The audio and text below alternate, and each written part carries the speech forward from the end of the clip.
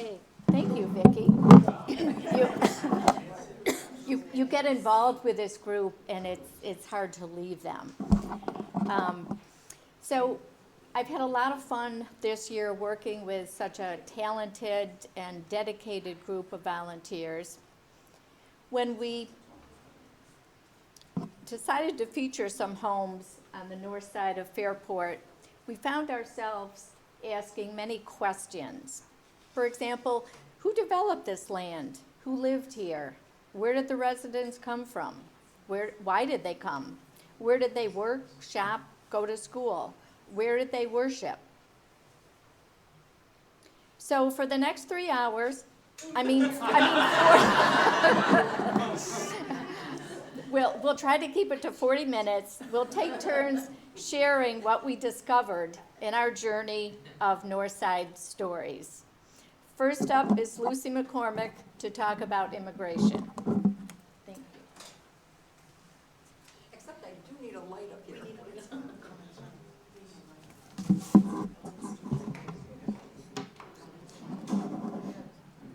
you still see the Has a screen. Okay, you sure? Lucy, we're having problems hearing in the back. No, it's good. Okay.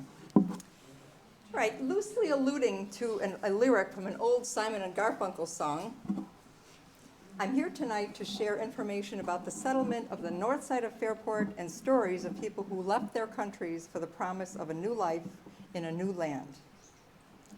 Before 1820, settlers to this area were from other states, but this changed in 1825 with an influx of canal workers to the area, many of whom were from Ireland. Later, triggered by the famine years of the 1840s, a wave of immigration resulted in 1.5 million Irish coming to the U.S. between 1845 and 1846. In Fairport, more Irish settlers arrived in the late 1850s and 1860s to work as laborers on the New York Central Railroad. They lived in rooming houses and tenements built on the canal and railroad on the north side of the village. And later, they built homes in the village on East Avenue, High Street, then named Tilloo Road. Typical of the Irish who immigrated was the Patrick and Jane Ryan family. Unfortunately, we have no photos of them, so you'll have to bear with me with 5 stock images that represent their lives. Patrick, age 38, was a laborer on the New York Central Railroad. He and his wife, Jane, along with 5 children, lived in a railroad shanty near the New York Central tracks. At this point in their lives, they were probably not considered lace curtain Irish, but rather pig in the parlor Irish. By 1868, things were looking up for the Ryans. 4 more children had joined the family, and they were able to purchase land on Tilloo Road, and they began farming there. By that time, they were probably able to move that pig out of the parlor, too. Their 2 sons, Peter and Patrick, were listed in the 1872 census as smithies, or blacksmiths. Their older daughters, Bridget and Jane, were working as domestic servants, which were sometimes referred to as the Bridgets.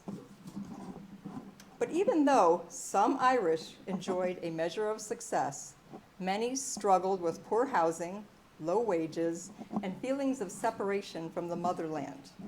Father John Codire, an Irish priest then serving at Assumption, made plans to have a memorial cross for the Irish erected in St. Mary's Cemetery. He also supported the New Irish Community as local president of the Ancient Order of Hibernians, an Irish aid group organized in 1895.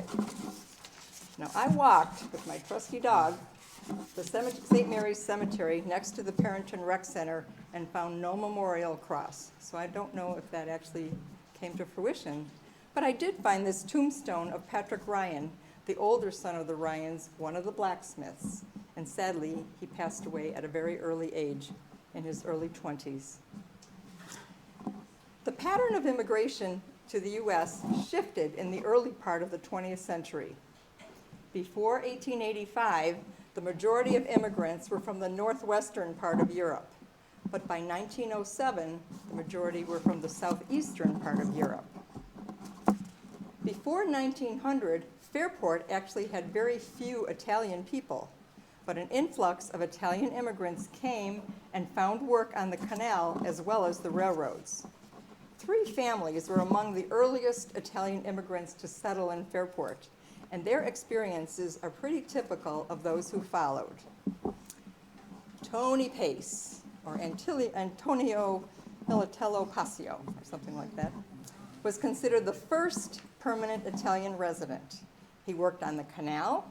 He was eventually appointed a canal bank watchman in 1917, and later operated a cobbler shop at 28 North Main, which no longer exists, 26 and 32. He and his son Joe became interpreters and advisors to new Italian arrivals. Tony also sold fruits and imported oils in his grocery store on North Main Street. He became, as that news article will tell you, the Fairport Banana King. He eventually bought land and built a home east of the Cobb's canning plant. Ippolito Orazio was considered the second Italian resident, and you know what his name was changed to? Charlie West. Sounds logical, doesn't it? He built his home on Water Street. He was a foreman,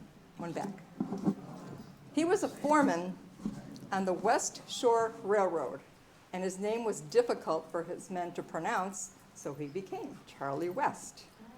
He and his family took in many boarders.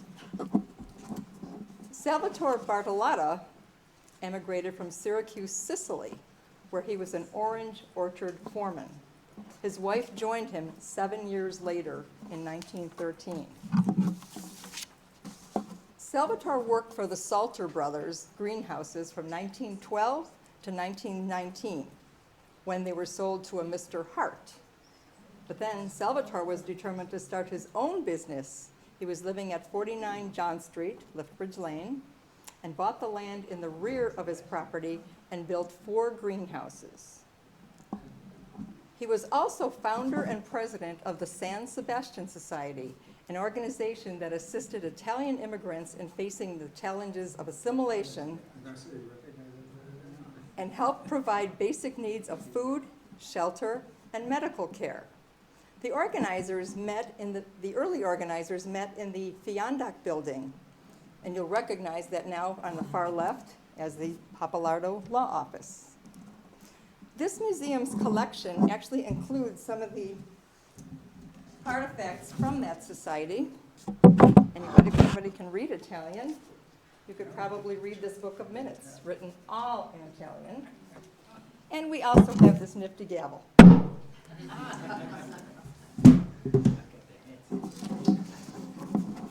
And finally, the greatest growth in Fairport's Italian population was between 1905 and 1915. Initially, many single men lived in boarding houses along Railroad, Water, and John Streets. Some roomed with families on North Main, others settled on Elm and Park Streets. But by 1920, many Italian American families lived in the northeast part of the village, especially among High Street, Parr Street, Frank, and East Avenue. And these are some of the streets that are included in this year's house tour. Thank you.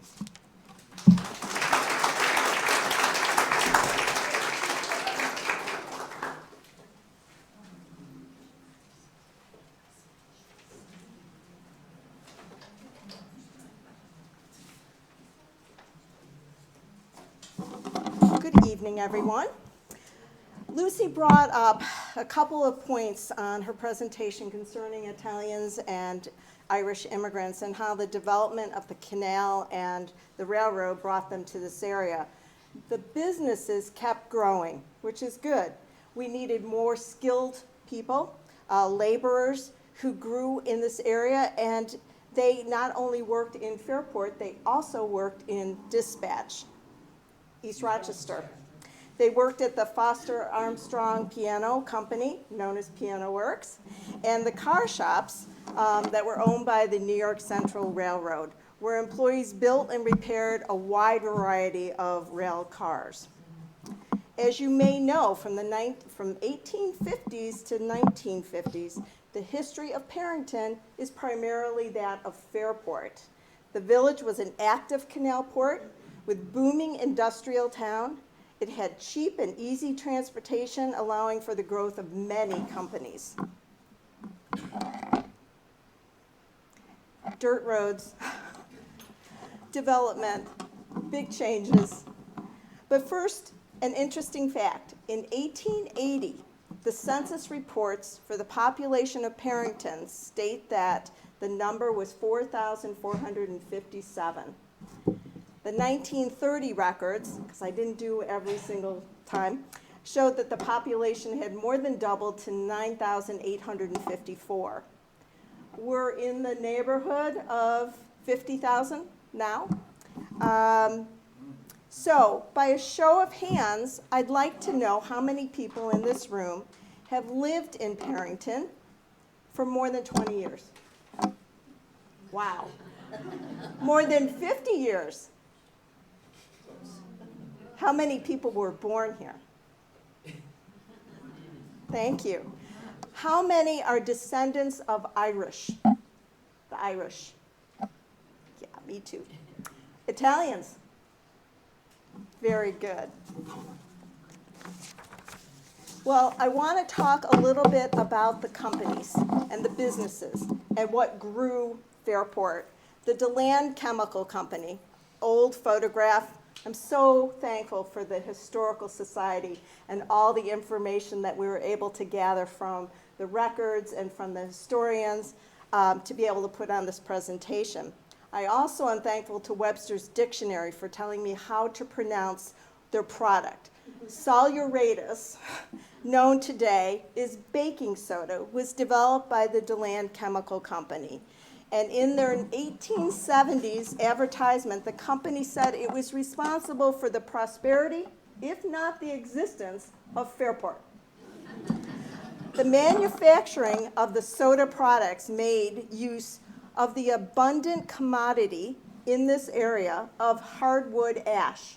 And the hardwood ash was burned and mixed with all kinds of chemicals, and it developed into the use and the ability to use baking soda. Boys and girls were hired for menial work at $2 to $3 per week. And in 1874, 100 workers were employed by DeLand Chemical Company with sales of over $500,000. But in 1893, a disastrous fire took place. Couldn't be saved by the fire engine companies. It was rebuilt, but with rising costs and completion, it closed its doors in 1903. This is, I thought, a very interesting invoice showing a picture of what they depicted as the factory, which to me looks like Eastman Kodak Company. But that's their idea of what they look like and how big they were. The fertile agricultural lands of Perinton and the surrounding areas produced a quantity of fruits and vegetables that provided the raw materials for the growing canning industry. We had Cobb's Preserving Company and Egypt Canning Company, to name a few. Cobb's Preserving Company was the forerunner of the Sanitary Can Company, and then the American Can Company was one of the first companies to perfect the open-top sanitary can, thereby greatly increasing the safe use of factory canned goods. I read a lot about this, about what it was like before, and what they used to push all the fruit into a small 1-inch hole, and then you'd think it was appetizing to eat. I'm not sure about that. What was another interesting part about this is that they would heat the cans, essentially cook the food, and they'd wait to see if the cans exploded, and if they grew. And if they did that, they'd throw them into the canal, so I guess the fish were happy. We then have the Egypt Canning Company. I think we're back. There. Which is on the corner of Loud Road and Pittsford-Palmyra Road. In 1904, they hired Ed Loney from the Cobb Preserving Company to begin the Egypt Canning Company. We had so many local growers that were enthusiastic, and they brought their fruits and their vegetables by carts, by wheelbarrows, and then they canned it at the canning company. The cans were then stacked and hauled into Fairport to the train station, and they were distributed statewide. As an aside, I grew up on Loud Road. My parents and my sisters moved there in 1965. Okay, don't add. And even the Egypt Canning Company became Comstock Canning Factory, then Borden, and there's a whole long history of this, so if you want more, I could spend those 3 hours. But we could see all of the cabbage and the beans by the ton being brought in, and even in the 60s and 70s. So we have to be thankful for the wide open spaces and the ability to have the farming that we had in this community. The Sanitary Can Company in 1904 became the American Can Company in 1908 and was later bought by Canistano Foods, which merged with Resre, if I'm saying that right, food and beverage concern. American Can Company was once the largest employer in the Perinton-Fairport area. It offered summer jobs to college kids, servicemen, and those looking for a vocation. It could attest to employing several generations of Fairport families. Longtime employers and longtime employees grew up together. Walter Smith, Don Hall, estimated in the 1960s and 70s that it employed 600 to 800 people. Many of the residents on the north side of town would walk to work. They didn't have cars. They would walk to work. They would work an average of 60 hours a week. It was said that people knew what hard work was back then. Many of the employees were Italian and Sicilian descent. And today, the company is flourishing on this 22-acre former site of American Can. They produce 40 million cases of sauce or salsa a year. So we have to be thankful for that ongoing business in Fairport. The last business I wanted to talk about is the Peacock's Shoe Manufacturing Company. Now, how many people have heard about them? Thank you. They were the second largest shoemaking manufacturer in New York State. And they started on Water Street because they needed steam power to run their equipment. But then they were spending about $4,000 a year in 1883 to have 450 skilled operatives making those shoes. And there was a strike. And they moved to Fairport because there was cheaper labor here in Fairport, and they continued with their business for a period of time. We can't give enough credit to the railroad and the development of our town. Yes, the tracks bisect the village, and it is annoying at times, but we wouldn't have had the growth and the successes that we had without it. Lastly, we can't not talk about the small businesses, because the small businesses were there to support all of the residents.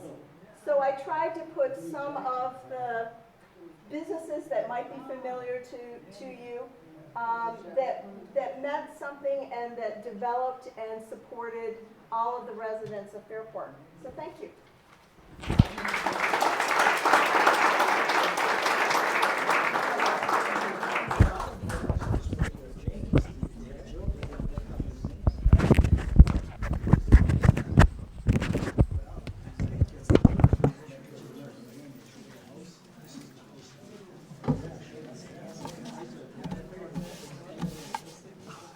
Good evening, everyone. In the 1840s, a great many Catholic families arrived in Fairport. And since there was no Catholic church, they had to walk many miles to a service. Finally, in 1849, a parish was established in the town, and the first Mass was said in the canal settlement the same year. The Mass was officiated by Father Gilbride in the home of Smith Brennan, an Irish immigrant. It was a small group literally gathered around his table on the towpath, which is Lift Bridge Lane. This is an example of what the, that was an example of what the table looked like at that time frame. This continued for a few years until the fledgling parish bought a lot and moved into his first home in 1856. Father Casey, who had established other parishes, oversaw the building of the structure. This building served as a produce market on weekdays. Over the years, it was used as a grocery store and a feed store. Perinton products were sold there. Perhaps some of you might remember the familiar checkerboard paint design. The building still stands today, retaining its original shape, but it is covered with siding and now has apartments. Father Miller was appointed the first pastor in 1866, and the new congregation doubled in size under him. A house was purchased for the rectory and moved to the east of the church. Families were growing, and so was their faith. In 1870, Father McGrath succeeded Father Miller, and in 1872 purchased 3 lots for $1,500 on Sanford Street, now East Avenue, for a new church. In 1878, Father Codire from Ireland became the 3rd pastor and served for 50 years in a time of great change. He cared for his parishioners from cradle to grave. This is the church. The cornerstone was laid in 1882 on East Avenue, the site of the current parking lot. It was $15,000, and it's a brick edifice of modified Gothic design, which means it has the tower up here to make everybody look up, and then it has the window over the door to let the light in. It also has the slanted roof, and then you have all the stained glass windows around the building. It was referred to simply as St. Mary's. The 4th pastor was Father Wood, and he arrived in 1925. His pastorship was for 30 years, and it weathered the Depression, World War II, and the post-war growth years. Shortly after Father Kelly arrived in 1954, the parish saw more major improvements. Father Kelly also had the foresight to plan for a school of religion rather than a full-time school. The school opened in 1956 on Balmer Place and remained there until 2001. In 1964, Joseph Delalici deeded his land on High Street, which became the foundation for the 3rd church. Just like a river that is always changing, the Church of Assumption has also changed to keep up with the times and the church growth.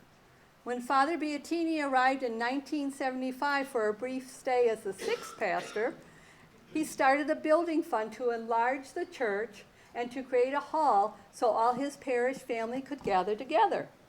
1980 brought the 7th pastor, Father Norris, who completed the plans for a new church and hall. The current church was built in 1983 to accommodate the ever-growing faith community while retaining some links to the past. The Stations of the Cross came from the earlier building, as did the stained glass windows in the foyer, which are over 100 years old. The bells came from the earlier church, one's up here, and then their carillon was added.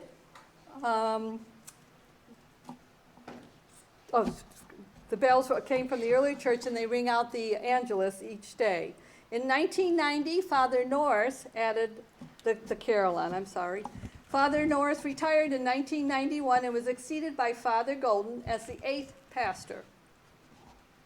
In 2001, Father Columbus became the 9th and current pastor, and under his guidance, the church expanded along with the addition of a new school of religion and a parish life center, all on one campus.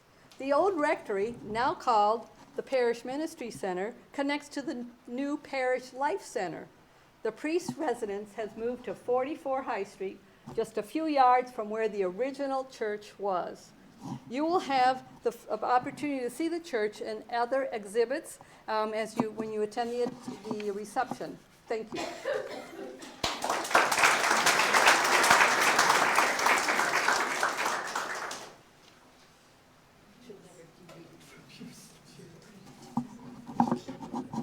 Can everyone hear me at this volume?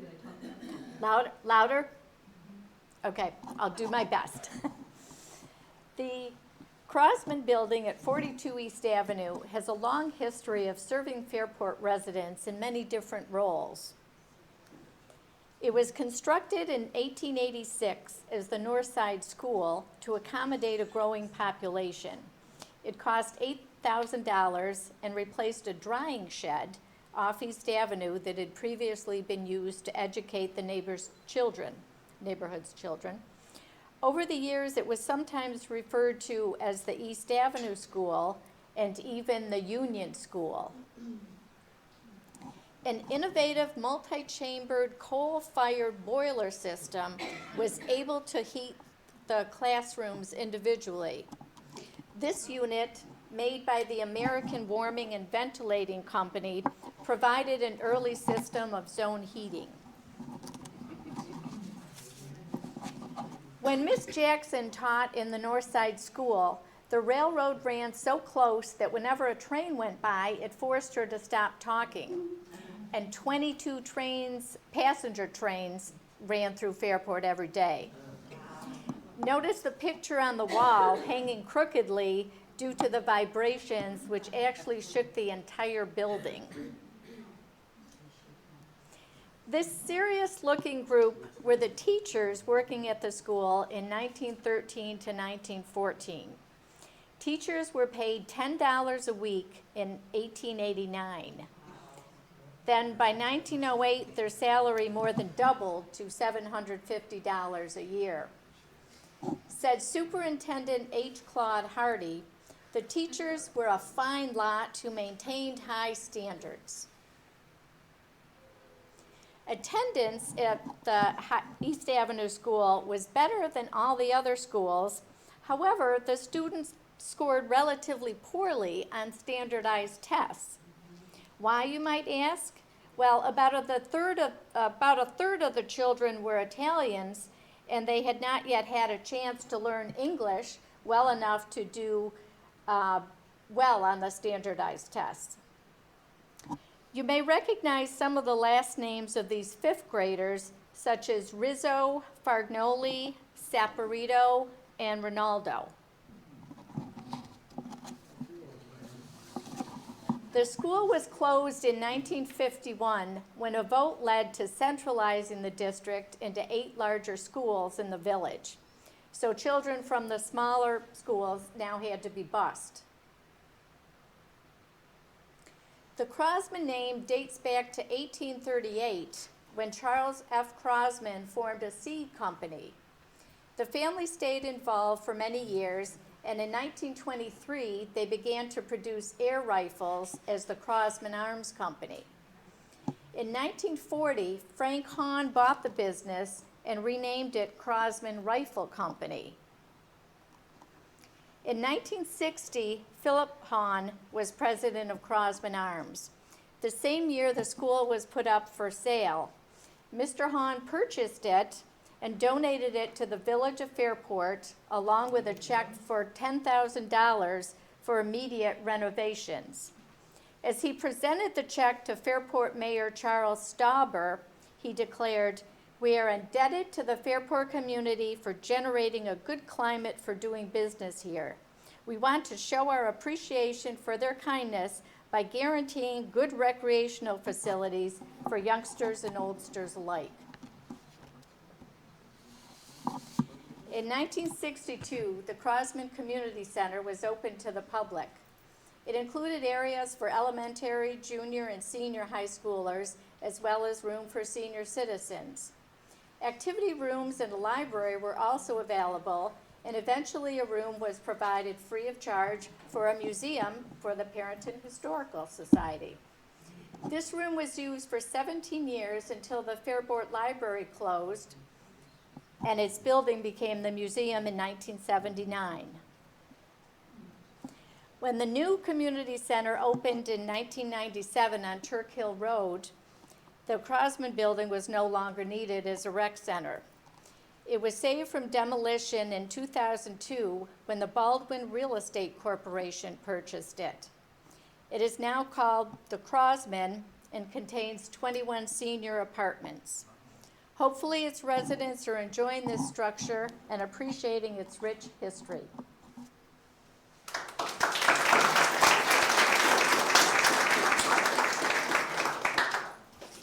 Thank you all for coming out tonight. I'm going to talk about the man who owned the tract of land that you will visit in a couple of weeks, the subdivision that includes all the houses, the church, and the school, George Sanford.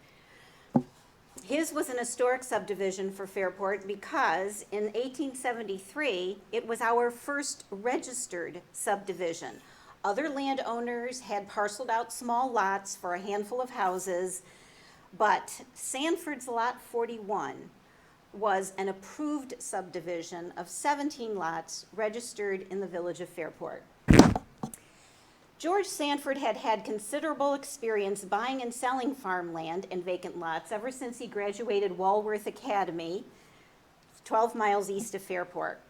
His first foray into real estate was the purchase of 50 acres in Walworth, for which he paid his dad $1 a week while he worked the land. He had $25 when he began farming, and 8 years later, he sold his acreage for $3,000 and moved his parents to Fairport. He was 26. It was the early 1850s, and George could see the canal was up and running through Fairport. Businesses were established. Population was approaching 600. Within a few short years, by age 30, a newlywed in 1859, George was an agent who bought and sold land and farms in Fairport. Mary's father, Mary's father, by the way, was a cousin of P.T. Barnum, the Yankee showman. Over the next 4 years, he had sold over 1,500 acres, acting as his own banker. And this is important. He sold to workmen on the savings bank plan. The buyer agreed to pay George small, manageable sums when convenient over a long period. This way, many could buy a home for the money usually paid to rent one. Also in Fairport, Wilbur Smith had acquired a sizable wooded parcel from his father-in-law, Solomon Ralph. Wilbur and Sanford struck a deal unheard of up until then in these parts. Wilbur sold Sanford 80 acres of land for $20,000, reported to be the greatest price ever paid for that amount of land in one purchase in the town of Perinton. And this was the north part of Fairport, east of Main Street. There were only about a dozen houses on the north side until George bought the Ralph farm and laid it out into building lots. On this land, several streets were opened, and George built about 60 houses, which were sold or rented. A good building lot at that time sold readily at $400. About the same time as this land acquisition, George is enumerated for the Civil War draft. At age 39, he lists his occupation as farmer. He was not drafted. In the 15 years or so between the time George purchased the northeast corner of town and the Sanford subdivision became a reality, he's elected president, now called mayor, of Fairport twice. He's elected trustee of the Union School twice. And in his church, he served as trustee for several years. One of George's first acts in his second term as president was to provide street lighting. The Sanford subdivision was approved for 17 lots in 1873, but by 1902 increased to 95. George added 2 streets, Hart and Eli, to the survey map. In a later issue of the local paper, East Avenue, originally Sanford Street, was described as one of the prettiest streets in town. June of that same year, 1873, George and Mary built an impressive brick house on the northeast corner of North Main Street and the recently opened Sanford Street. In a Fairport newspaper article of the time, the brick home was finished at a cost of something over $5,000. They sell it before moving in. This is a painting of the Sanford house from our famous Fairport artist, Carl Peters. And this is a photo of the corner of Sanford and Main today. Clearly, the Sanfords were a prominent family in early Fairport, as evidenced by the many boards on which George served, his involvement in politics, real estate, and his extensive farming. He also operated a lumber yard producing the building products necessary for the growing village. By 1880, 7 years after his subdivision approval, George had quit the building and speculation business, having been brought to the verge of bankruptcy by underwriting the many loans to the townfolk. A retrospective article looking back on this year noted, George Sanford has filed a voluntary petition in bankruptcy. He moved his family to Michigan and operated 2 farms for 3 years. He returned to Fairport in 1883, but only stayed for 2 years before he returned to Michigan again for good at age 61. And there he died in 1910 at the age of 86. I spent quite a bit of time researching George's genealogy. There are no descendants of George Russell Sanford in these parts. However, there are some interesting stories attached to his ancestors and his descendants, which you will be able to read about at the Assumption Church when you tour the 5 houses of the Sanford subdivision on October 9th. Thank you.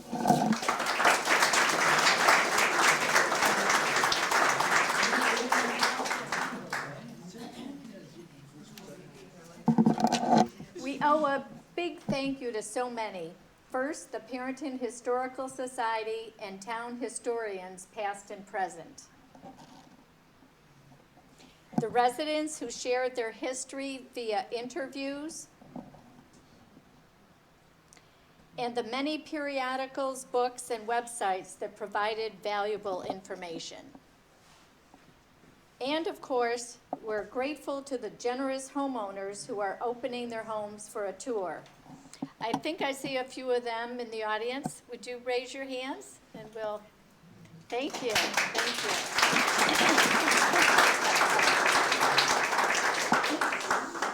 So we hope that you can all join us for the house tour of Fairport's Northeast neighborhood on Sunday, October 9th. Here's a peek of the 5 homes that will be open in addition to the Church of the Assumption, where we'll have a reception and exhibits of the Northside stories. I'll mention ticket information in a minute, but we do have another big thank you, and that's to Renee Berry, who joined our committee this year, helping us by videotaping and conducting interviews, and also for putting this presentation together with so much patience and expertise. So thank you.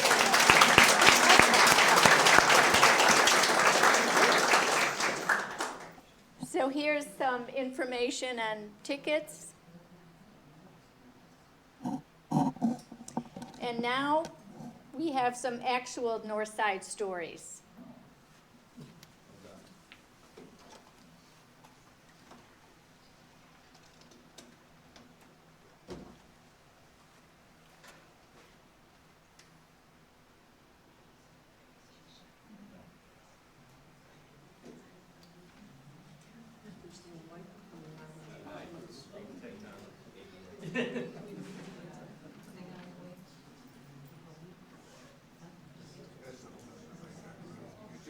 Turn it off. It's back on.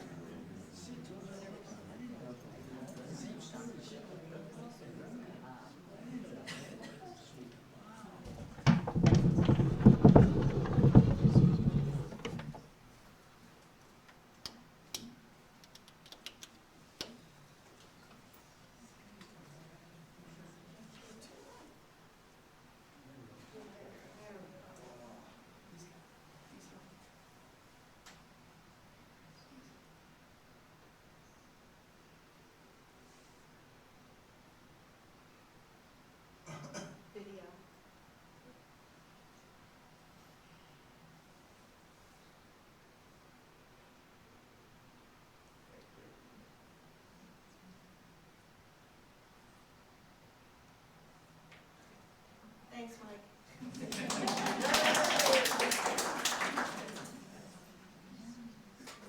My parents actually came from, my father from Sanford, my mother from Webster. When they met at the American Can Company on Parks Avenue. My dad was an electrician, my mother was working in the lock seam department. And after they were married, they moved to Fairport in a couple of different apartments on the south side of the village. And then when it was time to buy a house, actually they moved to the north side, to Whitney Road, and wanted to buy a house there and weren't allowed to do it because the owner's son decided to come back. So they bought the house on East Street where I moved when I was 9 months old, and my parents lived there until they passed away, and now my brother lives there. Well, at first we lived in a mobile home in Penfield, and then we bought a house on South Main Street, and we've been there 47 years. I have a house right across the street from where I grew up. It was made into a double.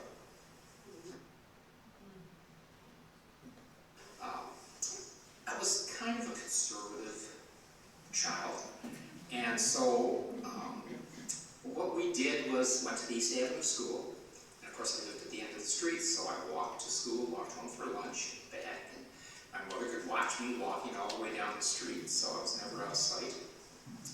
But I remember the teachers, and I remember the students I was in class with vividly. I think one of my most favorite teachers was my 5th grade teacher, Miss Jefferson. I had Mrs. Mosher as an art teacher at the same time, but Miss Jefferson was my 5th grade teacher, and I remember she picked me up in the morning and I went down and watered the plants before school started. Yeah, my neighborhood, East Street, was again, quiet, but a group of us who were in elementary school together, we just either did badminton in the street and got out of the way when cars were coming, or we played Monopoly, and we'd have games that went for days and days and days. We floated loans and all kinds of things to keep them going. And then, other than that, we really played in the dirt. We had dirt piles, and we used them to create landscapes and communities, cities, and we had little cars that we drove around, and people who we stood around, and it was always creative thinking, and we changed them frequently, but that's where we played. Living on the north side, we came to the south side to shop. We went to Hart's, which was located just next to the Greenwich Drugstore, which was on the corner, kind of where Kennelly Park is today. And from Hart's, we went to Messerino's. Messerino's, at the time that I'm talking about, was on the north side, where the animal hospital is now. It was, I think, a 4-story brick building, and it was there until it burned and then torn down. But he moved from there to now the driveway that goes in between Shortspire and Tanglefoot's used to be a 3-story building, and they moved into that building. So Hart's and Messerino's were the 2 main grocery stores. Once a week we came to shop, or we'd go to the bank. But in addition to groceries, we would go to the hardware store. We had an auto supply store, and I remember I used to go in and look at all the plastic fill kits that they had for my train setup.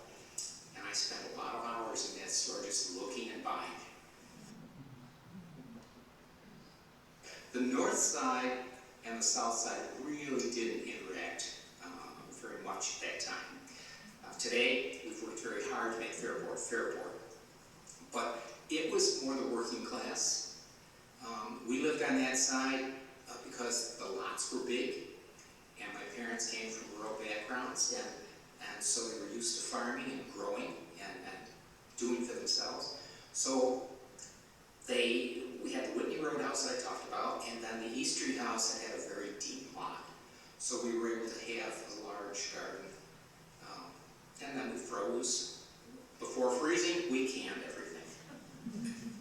I can remember growing up, and when we crossed the canal, seeing what a dirty ditch it was, and everything backed up to it, and the things that backed up to it weren't very nice. They were kind of run down. And I remember that, and then seeing it evolve as I become, through my adult life, I've just seen us really embrace the canal, and it's become a symbol of our community. But thinking back, I just think that Fairport was a comfortable place, a caring place to grow up. The kids seemed to be friendly. Again, it was a very different community than it is now, but it always had potential. And I think we look back and we can see how much we've grown, but the basic Fairport was there when I was a kid.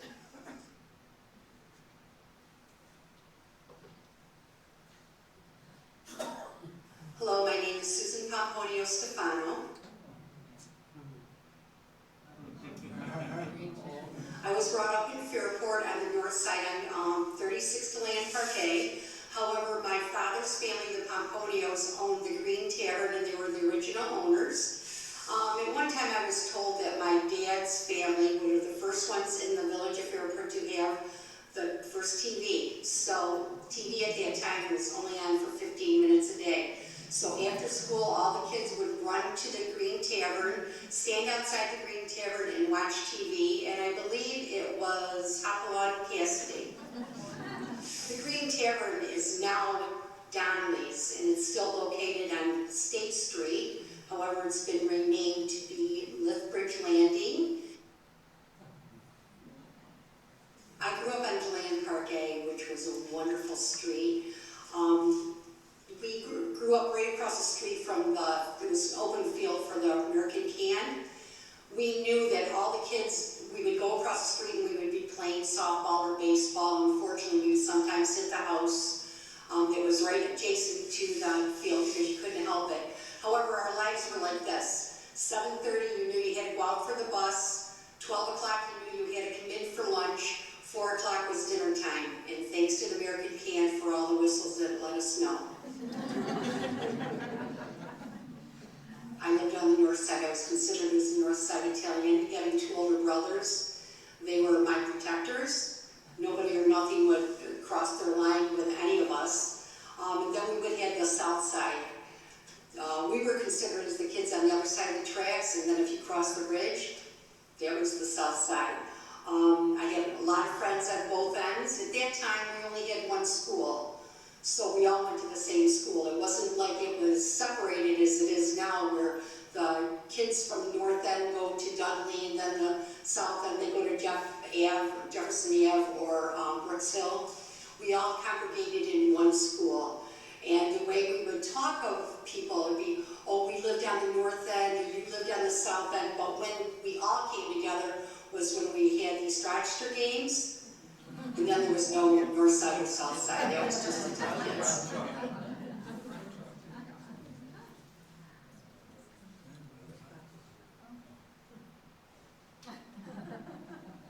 Salvatore Bartolotto was my grandfather, my father's father. I have very little memory of him, but I do remember him coming to visit us on 6 Elm Street when I was a little boy, and he'd always bring I remember a little white bag of candies that he would tease us with, and we would kind of chase him around the chair until he finally gave us some of the candy.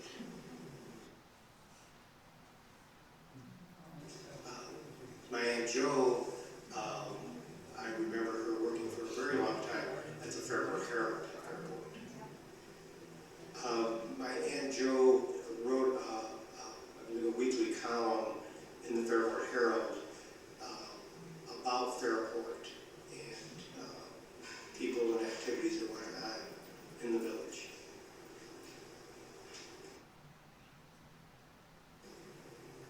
I grew up on 6 Elm Street in the village in Fairport.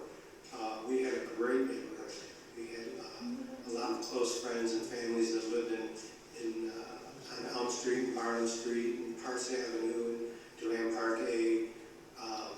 We had the Scarino family, and the Perros, Pomponios.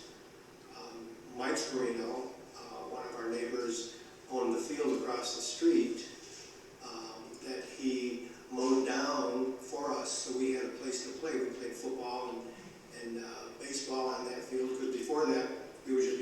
street. We play baseball on Elm Street, which is pretty tight. And he provided us a place to play. We also played basketball in our driveways. We'd shovel the driveways and play basketball. It was fun. We had, I still have a lot of memories. I still have a lot of friends that I still see that I grew up with that are still very special to me. I went to the school on East Avenue for my kindergarten year. Then went to Johanna Perinton from 1st grade to 5th grade. Then went to the Martha Brown School, which was on West Avenue. I believe they're condos now. And after that, I went to McQuaid for my high school years. We went to, a lot of times after basketball games, if we attended some of the Fairport games, we'd go down to, I believe it was called the Greeks. It was where Ricky's restaurant is now. And we'd go in there for a hamburger and a soda. After the games, we walked out. We walked everywhere. The Nook currently is the teen center. It was at Potter Place. I think the building over the years has been reduced to a very small building now. I'm not even sure what's in there. But that was a very popular place for dances and doing things, meeting other kids.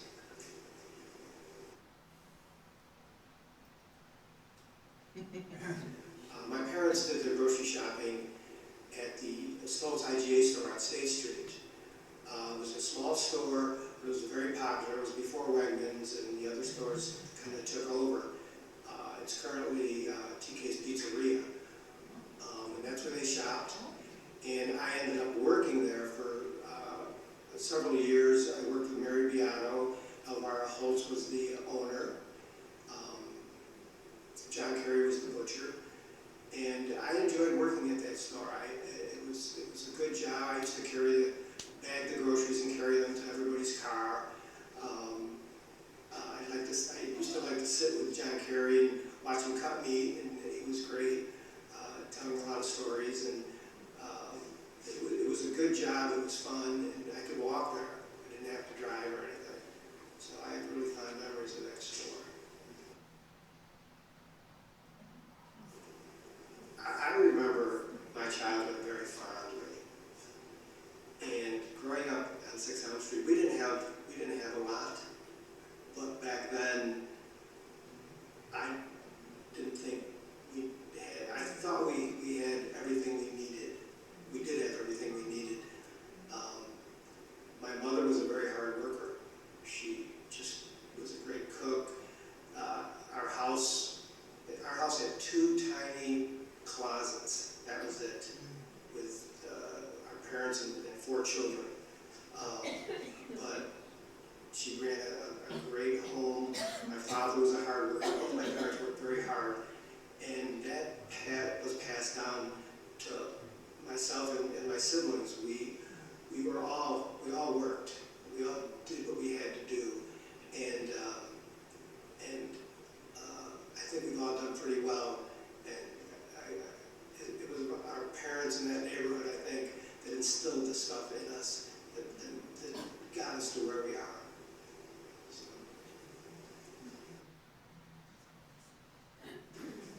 I felt like I never left. This is home.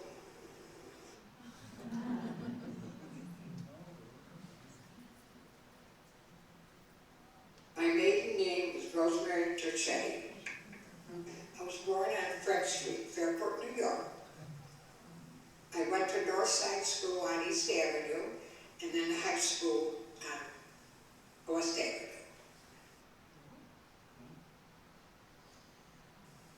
My grandfather owned a building, Anthony Carver Musco. My mother ran the soda bar. Right on North Main Street, a corner of North Main and High Street. We hang out. Kids came after the games, football games, was nice. I didn't have to go anyplace else, but everybody was there. It was nice. Dairy farmers came in. They used to come in the grocery store, and then the ice cream store, and then across the street to Lizzie's, the bar. Fairport Village Inn was Lizzie's back then. There was Harvey Miller, Jimmy Strappa, Marianne Palladino, Roberta Garb, the Gang Bang Cucci, Antoinette Natali, all the kids from the north side, Mike Santini. It was just a hangout. Carini's. I remember Dorothy Valero, she was so attractive. She lived on High Street, she used to come in. All the guys that went into the service came in, like Benny Canelli and the Boat Boys. Before they went into service, they all came in. Most of the people that came to the soda bar still live in Fairport around in the village and outskirts.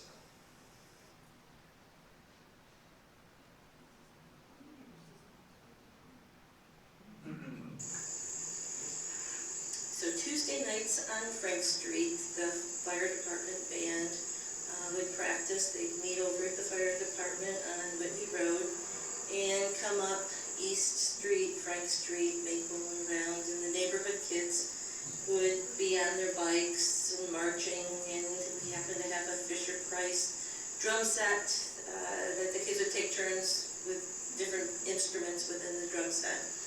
And there was one Tuesday night that I did rain most of the day. And so, we waited, and didn't think the parade was going to come. So we put the kids to bed, and their son Scott was probably around 3 and a half. And he gets up in bed, and we could hear the band starting, and hoping he wasn't going to hear it. And the next thing he's yelling, hey, the parade's coming, get me up. So he'd go up, get him out in his jammies, and got his drum, and we went around with the parade again on our Tuesday night. So I don't think there were too many throughout the years parades that we missed.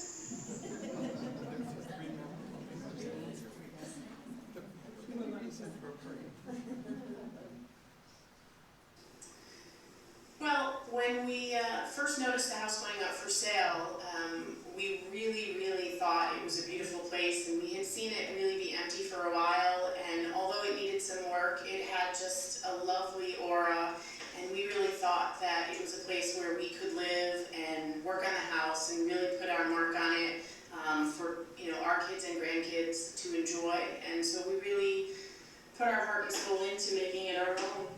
Yeah, it's a really special place here. Fairport's a great town anyway.